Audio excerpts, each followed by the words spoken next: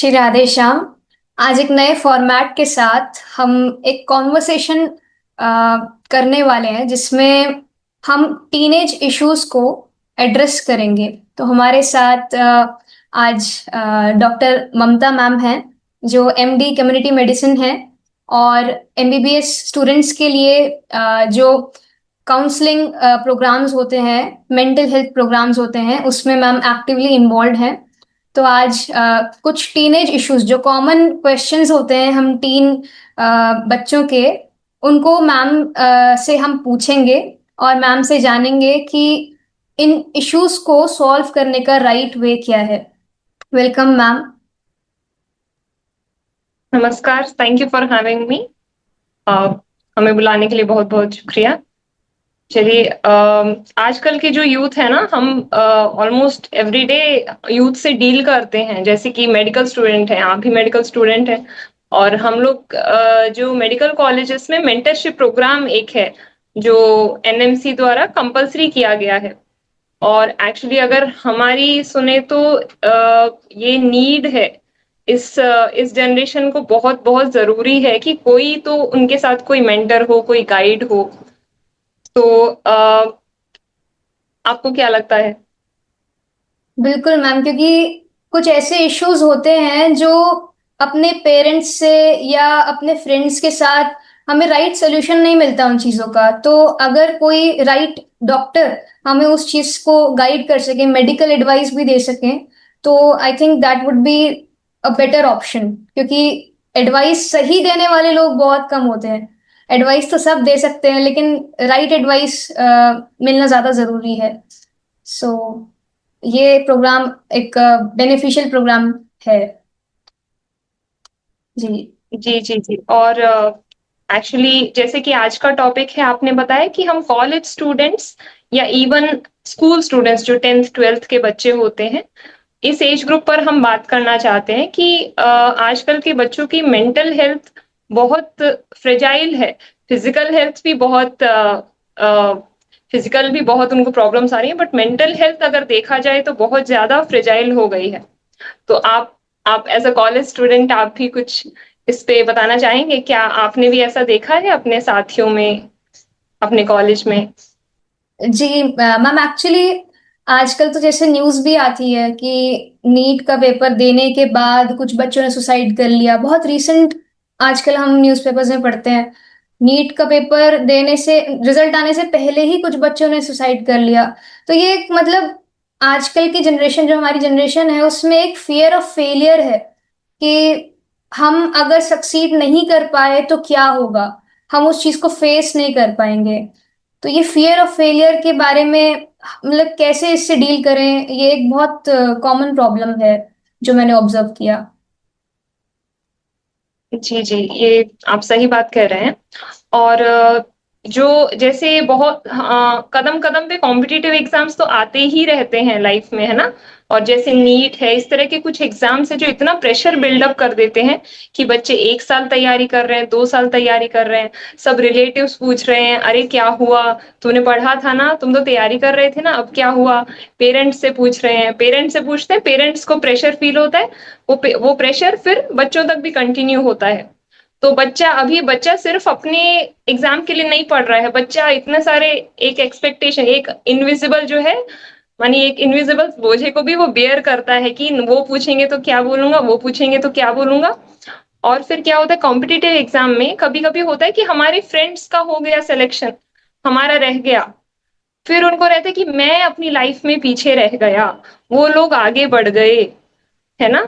तो इस तरह से लगता है। तो और इसमें क्या हम सोच सकते हैं कि ये एक्सपेक्टेशन और ये प्रेशर और किस तरह से बिल्डअप हो रहा है?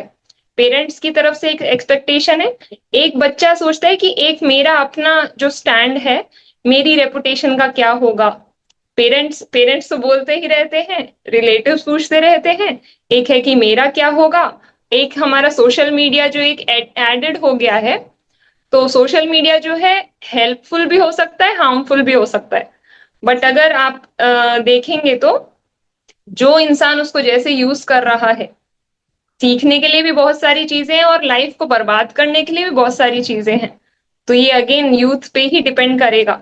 सोशल मीडिया एडेड हो गया, उसके बाद जो टीचर्स हैं, मान लीजिए कोचिंग इंस्टीट्यूट हैं या फिर कॉलेज में ही बच्चे पढ़ रहे हैं, तो उन टीचर्स का क्या एटीट्यूड है? क्या क्या टीचर सिर्फ यही कहते हैं कि ये पढ़ो ताकि तुम्हारा रिजल्ट अच्छा आए, ताकि तुम तुम्हारी रैंक अच्छी आए? जैसे बहुत सारे टीचर्स है, इवन मेडिकल कॉलेजेस में देखा जाता है कि जैसे कुछ बच्चों को पॉइंट आउट करके कि तुम्हारी तो डिस्टिंक्शन आनी ही है। तो अब वो बच्चा एग्जाम देने जा रहा है, लेकिन उसके माइंड में एक अलग से बोझा भी है कि मेरे को पास नहीं होना, मेरे को तो डिस्टिंक्शन लाना है। तो हो सकता है कि नियर फ्यूचर में इस तरह के भी केसेस आए कि डिस्टिंक्शन नहीं आए, इसलिए बच्चा सेल्फ हार्म कर रहा है ना? ये भी हम देखेंगे। लेकिन तो ये सारे जो एक्सपेक्टेशंस बिल्डअप हो रहे हैं, इसमें कहीं ना कहीं ये हर एक पॉइंट जिम्मेदार है। सिर्फ बच्चा इसको टैकल नहीं कर पाएगा। तो पेरेंट्स के लिए भी हमें एडवाइस देना चाहिए, और बच्चे बच्चे को अपने को मेंटली कैसे स्ट्रांग रखना है। बच्चे को अपने आप को दूसरों से कंपेयर नहीं करना कि मैं क्या कर रहा हूँ, क्या मेरा एफर्ट फुल है। बच्चे को सिर्फ अपने एफर्ट पे ध्यान देना है, क्योंकि रिजल्ट तो हमारे हाथ में है ही नहीं। तो मेरा एफर्ट फुल है क्या? मुझे इस बात का डर होना चाहिए कि मैंने एफर्ट नहीं लगाया। तो अगर आप एफर्ट लगा रहे हैं तो आपको रिजल्ट का डर करने से कोई उसका फायदा है नहीं। और आप कुछ बोलना चाहेंगे? जी मैम, जैसे आपने कहा कि एक्सपेक्टेशंस पेरेंट्स को नहीं रखनी चाहिए, पर मतलब जनरली तो ये होता ही है कि रिलेटिव्स की भी एक्सपेक्टेशंस होती है, टीचर्स की भी एक्सपेक्टेशंस होती है। तो how do we actually deal with this expectation कि हमें बोल दिया गया है कि आपको सर्टेन परफॉर्मेंस देनी है, तो हम उससे कैसे कोप अप करें? कि क्या उस एक्सपेक्टेशन को हम अपने टारगेट को लेकर चलें, या फिर उनको मतलब इग्नोर कर दें, या कैसे डील करें? क्योंकि जैसे आजकल हम देखते हैं, जैसे कुछ स्टूडेंट्स होते हैं नीट की प्रिपरेशन कर रहे हैं या जेई की प्रिपरेशन कर रहे हैं, तो पहले से ही अपने सोशल मीडिया पर स्टेटस पर लगा कर रखते हैं कि फ्यूचर डॉक्टर या फ्यूचर आईआईटीएन, इस तरह से अपनी भी कुछ एक्सपेक्टेशंस वो लोग सेट करके रखते ही हैं। तो इस एक्सपेक्टेशन वर्सेस रियलिटी से हम कैसे डील करें? जी, सही कहा आपने। तो आजकल की जनरेशन की ना दो आइडेंटिटीज हैं, एक नहीं है, दो से ज्यादा भी हो सकती हैं। लेकिन एक तो रियल आइडेंटिटी है जो बहुत कम लोगों को पता है, और एक जो उन्होंने सोशल मीडिया पे आइडेंटिटी बना रखी है, उसको प्रिजर्व करने के लिए, जो कि पता नहीं सो कॉल्ड फ्रेंड्स हैं या सो कॉल्ड फॉलोअर्स हैं, उसको प्रिजर्व करने के लिए वो स्ट्रेस तो नॉर्मल लाइफ के स्ट्रेस से भी वो लोग ज्यादा ले ले रहे हैं, है ना? तो अपनी जो इमेज है, मानी रियलिटी क्या है और वर्चुअल आप किस चीज के पीछे भाग रहे हैं, वो लोग कौन है? क्या कल आप अगर फेल होंगे उस चीज में, वो लोग आपके साथ खड़े होंगे? क्या वो लोग हैं? या आपकी रियलिटी क्या है? आपके साथ कौन खड़ा होगा जब कल को आप फेल होंगे? तो उस सर्कल को आपको, उस वैल्यूएबल सर्कल को आपको, उसके बारे में आप वरी कर सकते हैं कि अच्छा मेरे पेरेंट्स ने मेरे लिए केयर किया, उन्होंने वो मेरे से एक्सपेक्ट कर रहे हैं कि अच्छा बेटा तुम पढ़ रहे हो, क्या चल रहा है? अगर वो आपसे कुछ पूछते हैं तो वो उनका वैलिड कंसर्न है उनका, और आपको भी उसके लिए आप थोड़ा चिंता कर सकते हो। चिंता से भी ज्यादा, जैसे हमने कहा कि अपने एफर्ट्स पे आप ध्यान दे सकते हो। और पेरेंट्स तो जो है, पेरेंट्स से भी हम ये कहना चाहेंगे कि आप अपने बच्चों को जज मत करिए। देखिए, आपका बच्चा भी सक्सीड ही होना चाहता है, कोई भी ये नहीं चाहता कि मैं फेल हो जाऊं, बाकी सब का हो जाए, मैं फेल हो जाऊं या फिर मेरे मार्क्स कम आए, है ना? ये बोल सकते हैं कि कभी कभी सोशल मीडिया इन्फ्लुएंस या गलत इन्फ्लुएंस से बच्चा नहीं देख पाता कि हमें क्या करना है। लेकिन मोस्टली सब लोग अपने लिए यही चाहते हैं कि भाई मेरी भी अच्छी जॉब हो, मैं भी इस कॉलेज में पढ़ूं, उस कॉलेज में पढ़ूं, मैं इस सर्कल के साथ फॉलो अप कर सकूं। तो पेरेंट्स को भी एक जजमेंटल एटीट्यूड ना करके बच्चे को कहाँ सपोर्ट चाहिए, पेरेंट्स का तो ये रोल है। और बच्चों को जो है अपने एफर्ट्स पे ही सिर्फ ध्यान देना है, और बाकियों से उनको अपने फेक सर्कल से उनको इतना इन्फ्लुएंस नहीं होना, जो कि हम एक एक लाइक और कमेंट से जो भी हम अपना डोपामीन बढ़ाते रहते हैं कि इंस्टेंट इंस्टेंट जो मिलता है ना, इंस्टेंट किक मिलती है, देखो मेरी रील को 50 लोगों ने देखा, 500 लोगों ने देखा, 5000 लोगों ने देखा, वो कंपैरिजन नहीं करना है। ठीक है, आपका जो रियल आइडेंटिटी है, आपका पर्पस क्या है लाइफ में, आप अपना पर्पस देखो और उस पर्पस को फॉलो करने के लिए, और मोटिवेशन के लिए भी इंस्टेड ऑफ मोटिवेशन के लिए भी आप मतलब अच्छे ऑथेंटिक चैनल्स फॉलो कर सकते हैं। जैसे हमने कहा सोशल मीडिया हेल्पफुल भी है, कोई भी स्किल सीख सकते हैं। आपको लगता है कि जैसे इस एग्जाम के लिए मेरा क्या चीज कम पड़ रहा है, तो वो उस स्किल को भी सोशल मीडिया से भी और यूट्यूब पे सीख के भी आप उसको भी अपस्किल कर सकते हैं। तो ये बात नहीं है कि सोशल मीडिया हेल्प नहीं करता है। जी। और कोप अप करने के लिए जैसा एक ऐसा होता है कि जब भी आप मेंटली सफर कर रहे हैं या फिर मेंटली स्टेसिस है, तो आप फिजिकली मूव करिए। तो एक बहुत बड़ा स्ट्रेस बस्टर है एक्सरसाइज करना। आप मूव करिए ताकि आपका दिमाग भी मूव करना चालू करे। अगर दिमाग में एक्सेस मूवमेंट है, यानी एंजाइटी है, फियर है, तब भी तब आप थोड़ा योगा करिए, मेडिटेशन करिए, और ना प्राणायाम करिए, मानी कि ब्रीदिंग एक्सरसाइजेस करिए, उससे भी आप काम डाउन होंगे। ठीक है। और अगर अगर स्टेसिस है इस तरह का, जैसे कि थॉट्स ही नहीं आ रही है, दिमाग चल ही नहीं रहा है, याद ही नहीं हो रहा है, तो आप थोड़ा थोड़ा मूवमेंट लाइए लाइफ में, मानी फिजिकल एक्सरसाइज भी उसमें हेल्प करेगा। So when you are stuck mentally, you move physically. When you're not feeling well physically, then you can go for mental exercises.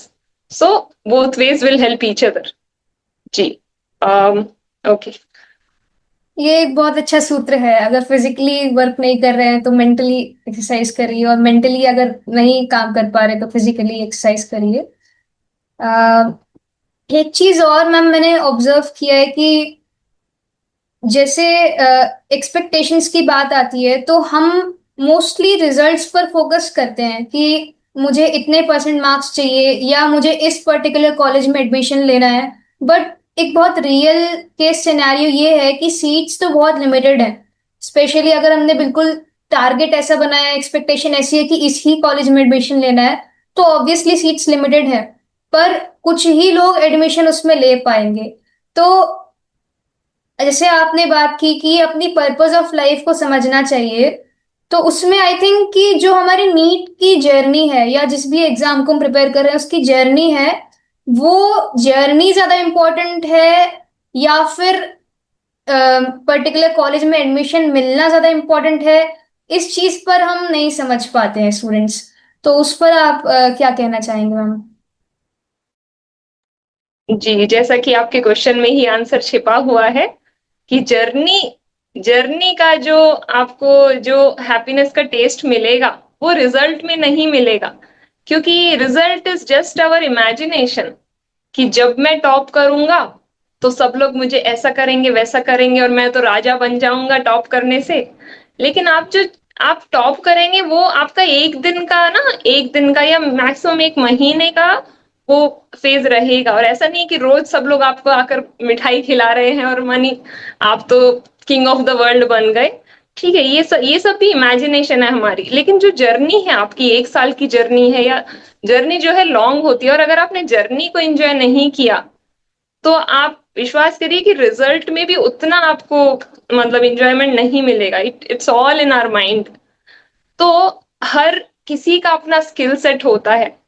जैसे कि मान लीजिए कि आप सोचे कि मुझे ना बायोलॉजी में इंटरेस्ट है, तो आपको बायोलॉजी में इंटरेस्ट है, बायोलॉजी का स्कोप तो इतना सारा है।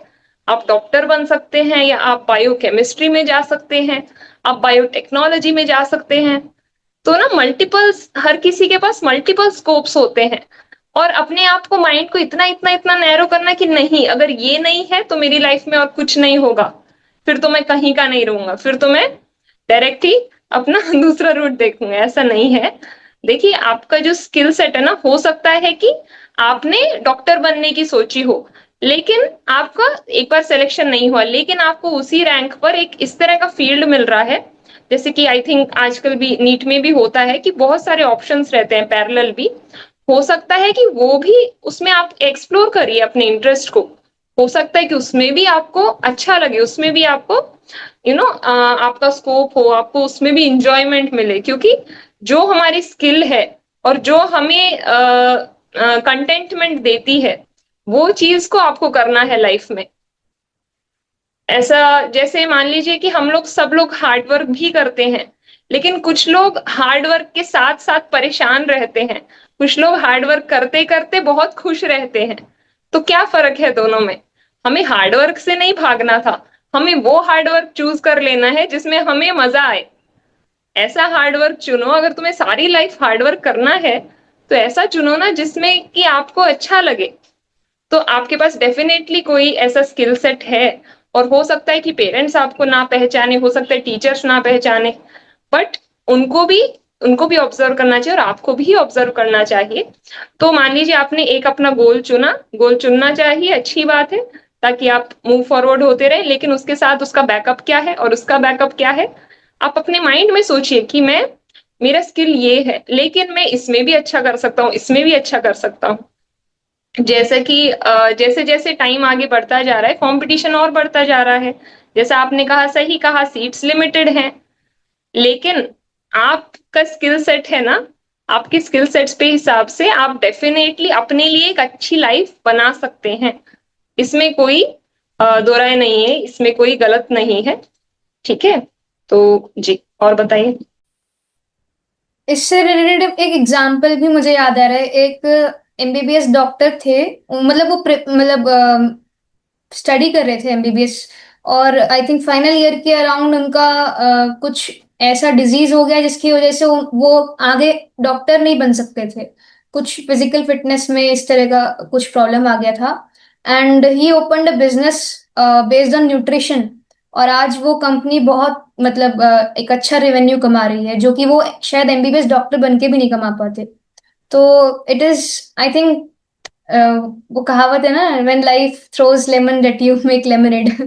वो वाली बात है कि मतलब हम कैसे अपॉर्चुनिटीज को यूज कर सकते हैं, और थोड़ा सा पेशेंस रखकर हम सिचुएशंस के अकॉर्डिंग अपने आप को मोल्ड कर सकते हैं, अपनी स्किल्स को समझ सकते हैं, जैसे आपने कहा मैम।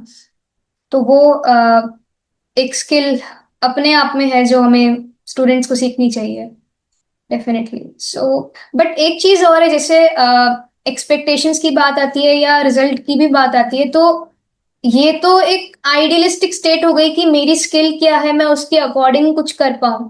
बट ऐसी कुछ सिचुएशंस होती हैं, बहुत रियलिस्टिक सिचुएशंस होती हैं, जहां पर घर वालों की तरफ से बहुत प्रेशर होता है, या कुछ ऐसी सिचुएशंस होती हैं जहां पर फाइनेंशियल कंडीशंस अच्छी नहीं होती हैं, या और कुछ मेंटल प्रेशर्स होते हैं सोसाइटी की तरफ से या अपने खुद के इंटरनल माइंड की तरफ से।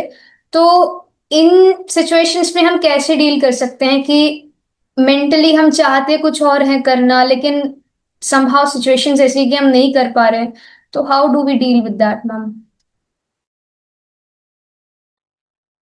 जैसा आपने कहा, अभी आपको लेमन्स मिल रहे हैं तो आप पहले लेमनेड बनाइए। उस लेमनेड को आप कैसे कैसे यूज कर पाएंगे वो आपको फ्यूचर बताएगा। तो जैसा हमने अभी डिस्कस किया कि आपका एक स्किल सेट है, डेफिनेटली है, ओके, और उसके हिसाब से आप डेफिनेटली अपने लिए एक हैप्पी फ्यूचर भी प्लान कर सकते हैं। लेकिन जैसा आपने कहा, हो सकता है कि फाइनेंशियल सिचुएशन या कोई भी दिक्कत हो और अभी आप उस स्किल को नहीं संवार पा रहे हैं, तो ठीक है, अभी आपको जो अवेलेबल है, क्योंकि हमें चलते जाना है। ऐसा होता है ना कि अगर आप, if you can't run then walk, if you can't walk then crawl, but whatever you do keep moving forward. See, जैसा कि हमने कहा कि life is nothing but life is a journey, और हमें उस जर्नी को एंजॉय करना है।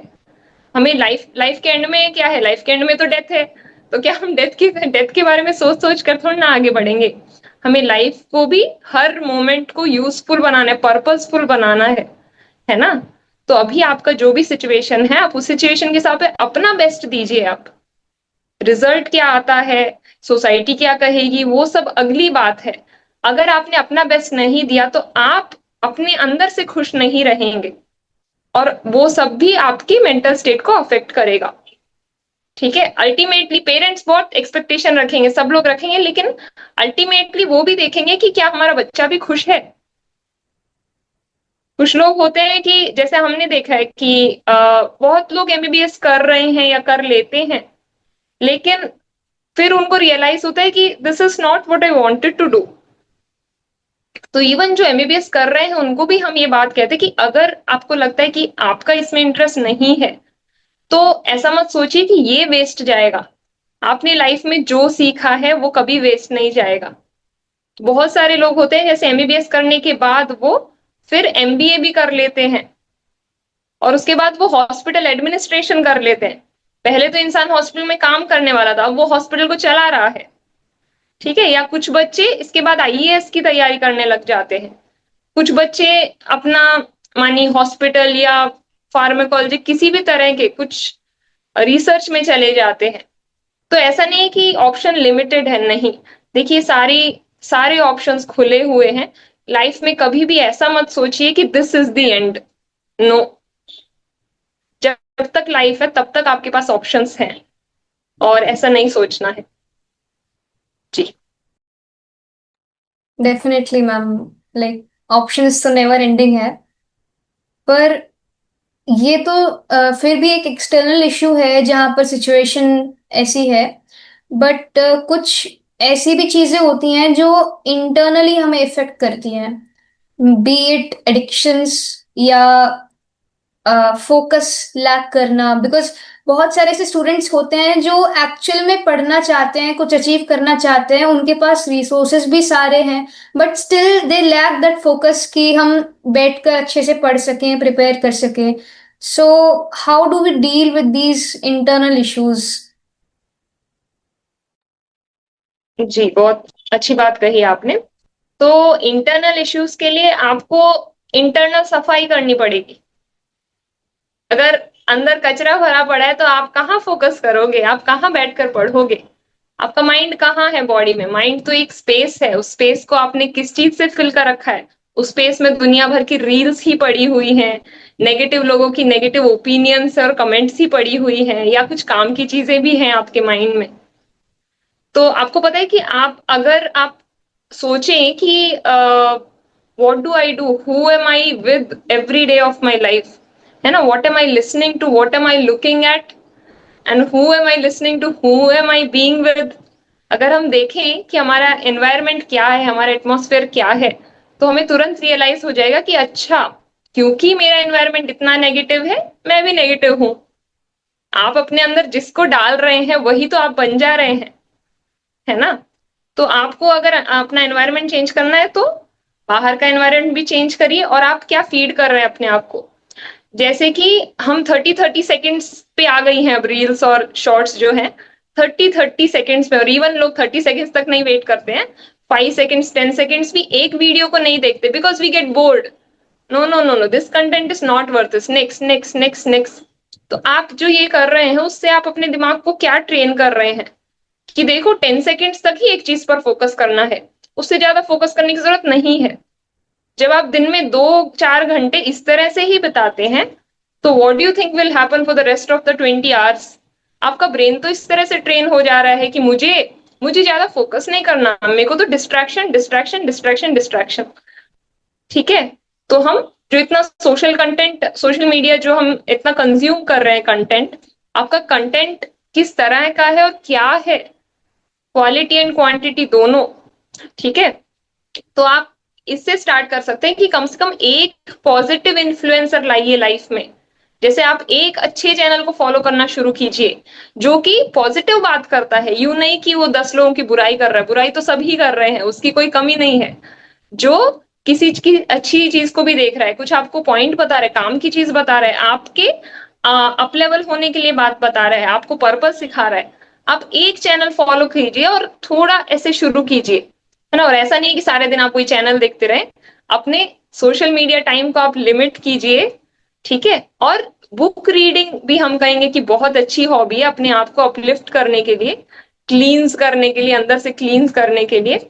तो जैसे मोटिवेशनल बुक्स, जैसे स्वामी विवेकानंद की बुक्स हो गई, अब्दुल कलाम जी की विंग्स ऑफ फायर है, और अंबेडकर जी की, इस तरह की आप जीवनी पढ़िए, बायोग्राफी पढ़िए, इस तरह की बायोग्राफी पढ़िए। और आपने सुना होगा कि सुनीता विलियम्स जी भगवत गीता लेके गई थी स्पेस में, सुनीता विलियम्स, राइट? जी, तो इस तरह के कोई एग्जाम्पल्स की कमी नहीं है। जब लोगों ने स्ट्रेस के टाइम पर अपनी मेंटल हेल्थ को कैसे अच्छा रखा उन्होंने, तो आप भी ऐसे लोगों की जीवनी पढ़िए, बायोग्राफी पढ़िए, उससे क्या होता है कि हम अपने आप को समझने की कोशिश करते हैं। सबसे पहले आप अपनी प्रॉब्लम को नहीं, सबसे पहले आप अपने आप को समझिए, आपको अपनी प्रॉब्लम समझ आएगी, उसका सॉल्यूशन भी आपको ही नजर आएगा, क्योंकि अंदर ही है सॉल्यूशन। आप बाहर ढूंढ रहे हैं लेकिन अंदर से स्टार्ट होगा और आप उसको अप्लाई कर पाएंगे। जी, तो जैसा हम बनना चाहते हैं वैसा हम अपना इनर और आउटर एनवायरनमेंट हमारे हाथ में ही है, हम चेंज कर सकते हैं। हम अपने माइंड को चेंज कर सकते हैं, 1 महीना भी नहीं लगेगा। आप डेफिनेटली अपने आप को चेंज कर सकते हैं, अपने आप को एक पॉजिटिव इंसान बना सकते हैं, लेस स्ट्रेसफुल रह सकते हैं। जी। ये बहुत अच्छा एक सोल्यूशन है, जैसे आपने बताया कि बायोग्राफीज पढ़ सकते हैं।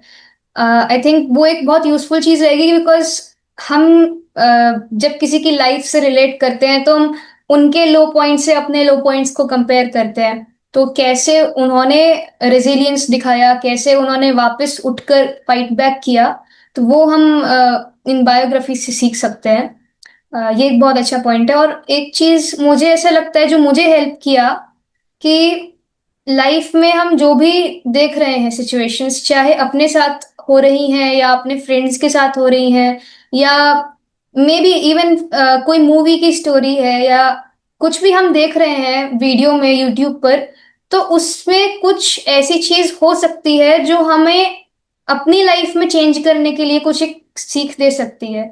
तो जो मुझे हेल्प किया बेसिकली, कि हम रात को सोने से पहले 1 या 2 मिनट अपने दिन के बारे में सोच सकते हैं कि आज हमने कैसा दिन स्पेंड किया। थोड़ा सा अगर एनालिसिस हम करेंगे उस चीज का, तो I think day by day हम अपने आप को बेटर पर्सन बना सकते हैं। अ, यही मुझे समझ आया। बाकी मैम, आप कुछ एंड में कुछ मैसेज देना चाहते हैं पेरेंट्स को, या मतलब टीनेजर्स को, या एक बस सम अप कर दीजिए मैम। ओके, सो जैसे कि हमने बात की है, हमने मेंटल स्ट्रेस की और कॉम्पिटिटिव एग्जाम्स की, इस तरह के स्ट्रेस की बात की है। तो पेरेंट्स के लिए यही मैसेज है, जब आपका बच्चा टीनेजर है या कॉलेज गोइंग है, ये जब आपका बच्चा है ना, तो वो बच्चा भी नहीं है और बड़ा भी नहीं हो गया है, मानी कि उसको अभी भी आपके हाथ की थपकी चाहिए। अब उसको उसको जो है ना, आपका रेस्ट्रिक्शन नहीं चाहिए। आप उसको ऑब्जर्व करिए, ऑब्जर्व कीजिए, उसको रेस्ट्रिक्ट मत कीजिए और उसको सपोर्ट दीजिए। अब अपने बच्चे को जानने की कोशिश कीजिए, क्योंकि अभी आपका बच्चा अपने आप को जानना स्टार्ट किया है। अब वो आपका बच्चा नहीं है, अब वो एक इंडिविजुअल बन रहा है, वो भी अपने आप को खोज रहा है, और आपको उसका दोस्त बन के उसके साथ खड़े होके उसको समझना है। टोटली लीनियंट होना मानी कि नहीं तुम कुछ भी करो, हमें बता देना कितने पैसे चाहिए, बता देना। आजकल जिनके पास पैसे हैं वो तो ऐसा करते हैं। तो ये अप्रोच भी नहीं है। ठीक है, आपको उनके साथ में खड़े रहना, उसकी जर्नी में आप उनके साथ हो। उसको एकदम इग्नोर भी नहीं करना और हर बात पे उसको रोकना भी नहीं है। आप बिना जजमेंटल हुए उसकी बात सुनिए, उसको समझने की कोशिश कीजिए। जहां पर आपको लग रहा है कि उसको सुधार की जरूरत है, कुछ गड़बड़ है, तो आप प्यार से उसे बताइए। जी। और आजकल की जो इशू है, वो पहले तो जैसे पिटाई हो जाती थी, आजकल की इशू है ओवर पैम्परिंग। आजकल एक ही बच्चा है, बहुत सारे घरों में सिर्फ एक ही बच्चा है। वो बचपन से ही उसको इतना लाड प्यार देकर ऐसा कर दिया है कि जो तुम्हें चाहिएगा वो मिलेगा। तुम बस मुंह से निकाल दो, वो आ जाएगा तुम्हारे पास। लेकिन जब बच्चा अपने मुंह से निकालता है कि मेरे को कंपटीशन में फर्स्ट आना है, तो क्या वो उसको मिलेगा? तो उसके माइंड में पहले से ही इस तरह की बात है कि मुझे जो चाहिए वो तुम तुरंत मिल जाता है। There is no waiting, there is no need of patience, I just have to think about it and it will be with me. लेकिन ये अप्रोच आगे उसको लाइफ में बर्बाद कर सकता है। तो ये अप्रोच सही नहीं है पेरेंट्स का। Just because you have it doesn't mean you will give it to your child. ठीक है जी। और हाँ, पेरेंट्स के लिए यही है। और टीचर्स के लिए, टीचर्स सिर्फ कंपटीशन पे फोकस ना करें। बच्चे का अभी कैरेक्टर बिल्ड हो रहा है, अभी जो आप सपोर्ट देंगे, अभी जो उसको पॉइंट सिखाएंगे, अब आपको उसको कैसे सोचना चाहिए लाइफ के बारे में, वो आप सिखा सकते हैं। बहुत ही इंपॉर्टेंट पीरियड है ये लाइफ में। और बच्चों को अपना इंटरनल और एक्सटर्नल एनवायरनमेंट एकदम साफ रखना है, तो उससे आप भी पॉजिटिव रहेंगे और स्ट्रेस वगैरह पे भी कोप अप कर पाएंगे। और रिजल्ट से ज्यादा जर्नी पर फोकस करिए, क्योंकि यही है जो याद रह जाएगी। जैसा कि कॉलेज में बोलते हैं ना कि यादें यादें रह जाएंगी। जी। तो कॉलेज का एंड तो सबको पता है, हाँ भाई पास हो जाएंगे निकल जाएंगे, लेकिन कॉलेज को क्यों अच्छा पीरियड बोलते हैं, स्कूल को क्यों अच्छा पीरियड बोलते हैं? क्योंकि ये जो आपकी फ्रेंडशिप्स हैं, छोटे छोटे मोमेंट्स हैं, वो जो आपकी हैप्पीनेस है, वो सब आपके पास रह जाएंगी। तो अपना पर्पस जानिए, अपने पर्पस की तरफ बढ़िए, और टाइम वेस्ट नहीं करना है। टाइम वेस्ट करने के बहुत साधन है, वो नहीं करना है। और रोज अपने आप जैसे कि कृष्ण प्रिया जी ने बताया था, सोने से पहले एक बार सोचिए, आज मैंने कितना टाइम वेस्ट किया, आज मैंने कितना टाइम यूज किया, क्या मैं अपने पर्पस की तरफ कुछ बढ़ा हूं, क्या मैं आगे बढ़ा हूं, या फिर मैं स्टेसिस में हूं, क्या बातें हैं जो मुझे हेल्प कर रही हैं आगे बढ़ने में, और क्या है जो मुझे रोक रहा है। मोस्टली हम ही अपने आप को रोके हुए रहते हैं। इमेजिनरी फियर्स, इमेजिनरी एनिमीज, है ना, एंड इमेजिनरी सोशल फ्रेंड्स। जी। जी बिल्कुल ma'am, thank you so much. आपने हमें इतना वैल्यूएबल टाइम दिया, और आई होप कि ये पॉडकास्ट, ये कॉन्वर्सेशन स्टूडेंट्स के लिए, स्कूल स्टूडेंट्स, कॉलेज स्टूडेंट्स और पेरेंट्स और टीचर्स सबके लिए थोड़ा हेल्पफुल रहा होगा। एंड आपके कुछ भी क्वेश्चंस हैं जो आप फ्यूचर में चाहते हैं कि हम एड्रेस करें, कुछ इश्यूज जो आप चाहते हैं हम एड्रेस करें, आप कमेंट में लिख सकते हैं। नेक्स्ट नेक्स्ट कॉन्वर्सेशंस में हम उन क्वेश्चंस के साथ प्रोसीड करेंगे। थैंक यू मैम, हमें अपना टाइम देने के लिए। वैल्यूएबल कंटेंट की वैल्यू करते हो तो सब्सक्राइब कर भी दो।